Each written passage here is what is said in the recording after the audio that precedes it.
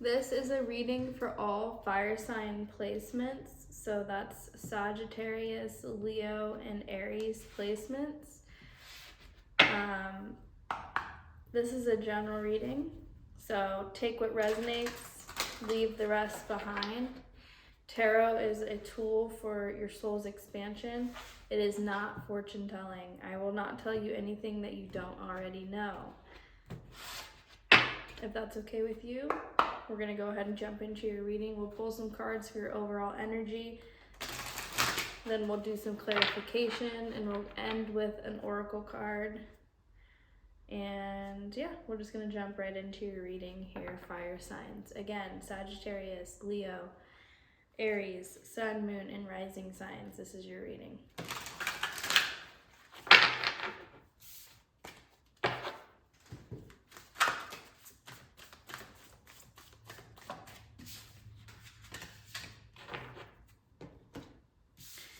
The overall energy of your reading, you have the 8 of Cups, the 6 of Swords, and the High Priestess. At the bottom of the deck, you have the 10 of Wands. So instantly, I'm getting the vibe that you guys are walking away from something that's no longer serving you, no longer emotionally fulfilling you, because you're deciding to listen to your intuition. But I think that this decision is weighing heavily on you here with the 10 of Wands. The 8 of Cups, yes, you're leaving without telling anyone. Whether this is you're leaving a relationship, you're dropping something that you're emotionally invested in a different way. It doesn't have to be a relationship. Whatever it is, this is something that you're emotionally invested in, and you've been working on it for a long time. You've invested a lot of years into it, or time into it, or whatever it is. But you're ready to just walk away. And you're walking away in the night. You're not telling anyone about it. You're not like having some grand walking away. You're just leaving without needing to explain it to other people, without needing to have a justification for it. It's how you feel. You're done. You're walking away.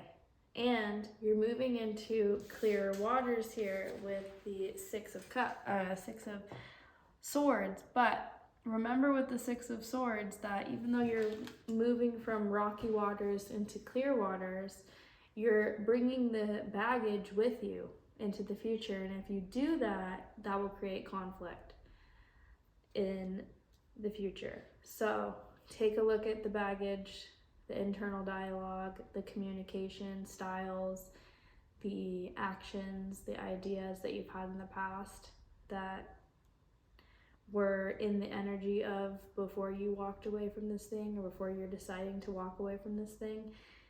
Are you bringing that into the future? Because if you are, it's not going to work out. The High Priestess, somebody who has went through the initiation rites of passage. She's been initiated into this spiritual wisdom. That's why only she can see what's behind the veil, because she's went through what she needed to go through. She's experienced duality, and therefore she has the spiritual wisdom to be able to see what's beyond the veil. Yeah, I think that this is weighing heavily on you though with the 10 of Wands. With the 10 of Wands, this is like not being able to see that you're almost to the end because you're so focused on the journey.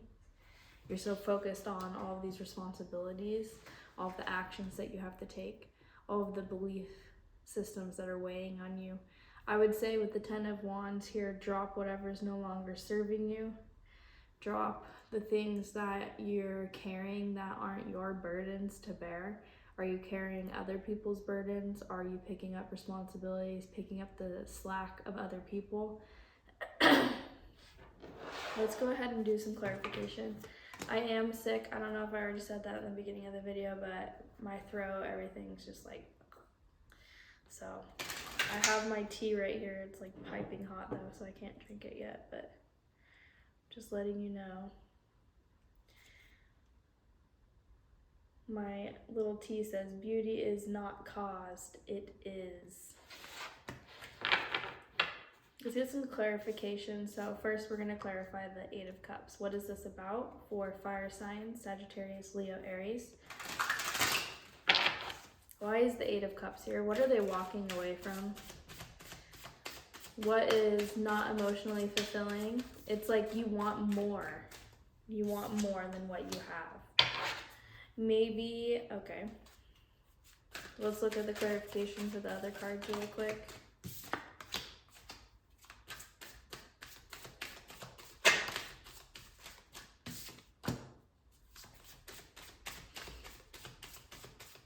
Yeah, something is not fulfilling you guys emotionally right now. Something just is not it for you. This could be a person that you're walking away from with the King of Pentacles. This could be a figure that you're walking away from that you have created some sort of stability with. Or this is like, because you want to step into the King of Pentacles energy, which is like the boss of your own life. This is somebody who has stability, they're disciplined, they're action oriented, they're consistent, they're like a fair and just ruler. So it's like they are willing to give to others. It's like you want to create this like stable life. You want to like have your finances in order, have your things in order, have your manifestations around you. You want the nice things, the finer things in life. And I think you're walking away from something that was emotionally draining you. You want more, and so you're stepping into this energy. And I think this energy is an energy of having to take action, having to be disciplined. Yeah, just really taking responsibility for your life. A lot of the times we can blame others for where we're at. Like, if this person wouldn't have been this way to me, then I wouldn't be who I am now, type thing. But it's like, you have to take responsibility for your life. You have to take responsibility for what's going on and how you got there. And, you know, only you chose, nobody forced you to put all of this emotional investment and time into this thing. Only you could do that to yourself. So you can't be like, well, I waited around for this person to step into this King of Pentacles energy and they're not doing it, or I've been trying to be this way but it's not happening, for it's just not in the cards. It's like, no, you have to take responsibility for your life, for your actions. You have to take responsibility also when it's time to walk away. If you want more, you have to go out and get it. You can't just wish that you had these things. That's the thing about it. It's like people will waste their whole lives wishing for something, or staying in a relationship, for example, for the potential of it. Or, you know, it's like, I want to be this King of Pentacles energy, and you know, I want to be this King of Pentacles energy, and I want to be this King of Pentacles energy, and I want to be it's like, okay, but what are you doing to get that? Are you taking any action? Are you just like aspiring to be something that you can never be because you're not willing to take the actions to get there? You have to leave behind these ways of being, these relationships, these emotional investments, these like things that just are not working out, to step into this new energy. But that takes action. It's not like you can just think about it and think about it and think about it and also wish that something will just come and start changing your life for you. You have to do that. You have the Six of Swords clarified by the the Knight of Swords, sorry. So I think that because you're leaving these murky waters, these tumultuous waters, and you're moving into more clear, calm waters, you have the Knight of Swords here, which is like fast energy. I think once you move into this, like you leave behind what's no longer serving you, you start taking action or communicating what it is that you need to do, or you start following the ideas that you need to have to move forward, things are going to start happening quickly. The Knight of Swords is like fast energy. It's like going after what it is that you want, no matter the weather, no matter the circumstance externally. This person doesn't care what other people have to say. They're not waiting for things to happen for them. They're taking the action. They're saying the thing they need. They're having the conversation. For some of you, this is having a conversation or going after the idea. You get these insights periodically, for some of you, that you are meant for more, or there's like, because we all are meant for more. We all have within us something that we every once in a while will get this like a dream, and we stuff it down. And I think that you have stuffed down this long enough, and I think that now you're ready to take action. And I think you're going to start quickly taking action. Things are going to start quickly popping off for you once you just make the decisions you need to make. And also just fix your mindset here. You cannot control your thoughts. Don't let anyone tell you you can. It's not about controlling your thoughts. It's about not letting your thoughts control you. Because once you don't react to the thought, it loses its power and it will come around less and less. That's what controlling your thoughts is. It's not like I'm thinking about my own demise and then I'm gonna say, no, I am a happy person, and that's my affirmation, and then all of a sudden I'm a happy person. It's like you thinking these negative things, and then you're like, well, I'm thinking these negative things. Okay, move on with my life. I'm still gonna keep doing what I'm doing. And then those thoughts stop coming because your actions don't align with the thought. Do you get what I'm saying? We have the High Priestess clarified by the Five of Cups. So, disappointment, failures. I think that you could right now be like, you could be looking at whatever it is that you're trying to step away from as a failure, just another failure, just another thing that I went after or emotionally invested in that ended up failing. My throat.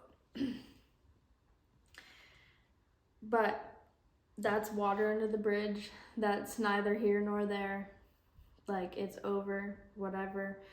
You're always gonna have disappointments in life, and it's like, are you gonna let it control you? I think that you have known intuitively for a long time that whatever this situation is a disappointment, and it's not fulfilling you, and it's just spilled over, and it's been broken, and it's been not working out, but it's like you have to listen to that. Also, if we ignore our intuition, for some of you, if you ignore your intuition, it's going to be harder and harder to listen to it. It's going to be harder to hear it. So don't disrespect yourself and your intuition by stuffing it down all the time. Otherwise, it's going to be harder for you to differentiate between your intuition and your ego. I think that maybe in the past you've listened to your ego a lot of the times, and that's caused these disappointing, emotionally draining failures, mistakes, whatever it is that you want to think about. This person is turned away from the two cups that they still have standing behind them, the two support systems or relationships or emotional investments that they still have that are there, but they're not paying attention to it. They just want to pay attention and be pessimistic about all the things that aren't going right. That is lack mentality. That's bum mentality. That's woe is me. Everyone's out to get me. You can't be like a I can't catch a break type person. If you are constantly in look at everything that's going wrong for me, and why is no one wanting to help me, and I'm suffering, can't everyone see? It's like, then yes, that's your reality. Like, stop being so negative. That's not going to help you at all.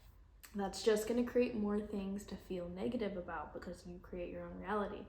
Intuitively, I think that you know that you are in control of your life, that you want to step into this new energy of control in your life, stability in your life. You want to see the tangible evidence of what it is that you're trying to create. But I think that you have a lot of with the Knight of Swords here, maybe you're very reactive to people. You're quick-tongued, reactive, maybe petty sometimes in your communication with others. I think maybe that could be what you're bringing into the future, which is a past bad mentality, and that will create more of this Five of Cups energy, spilled cups, failed relationships, failed creative endeavors, failed emotional investments, whatever that is for you, having to walk away from things. I think that you need to really pay attention to your mindset, to just being in lack mentality.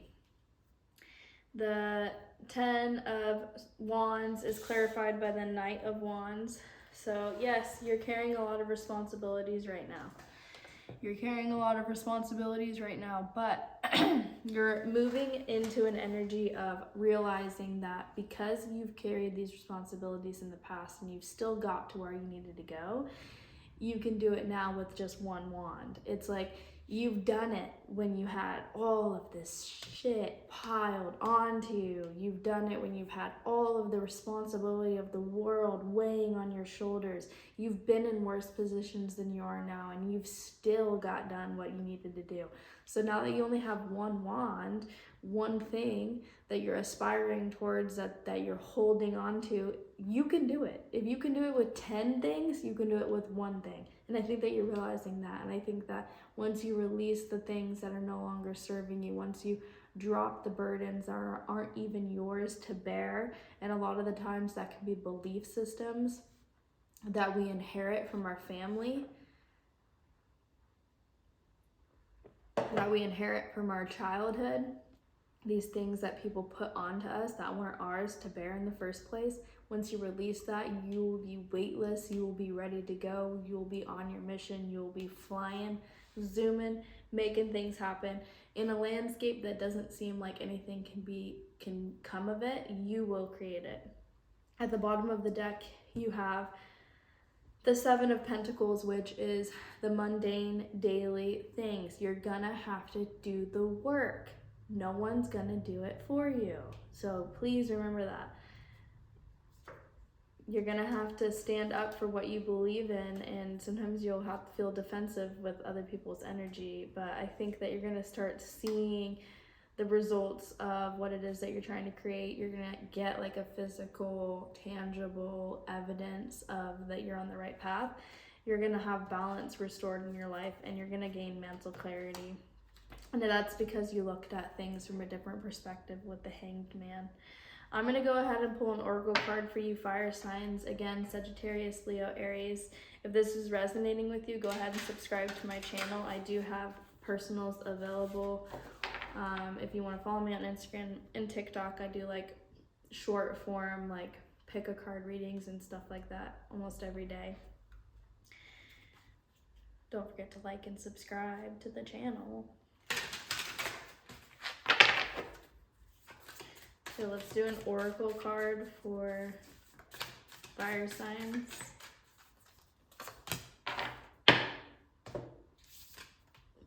This is number 33, Nourish the Shadow.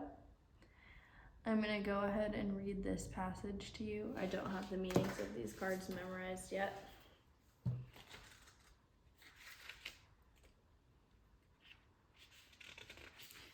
Nourish the shadow, Jaguar.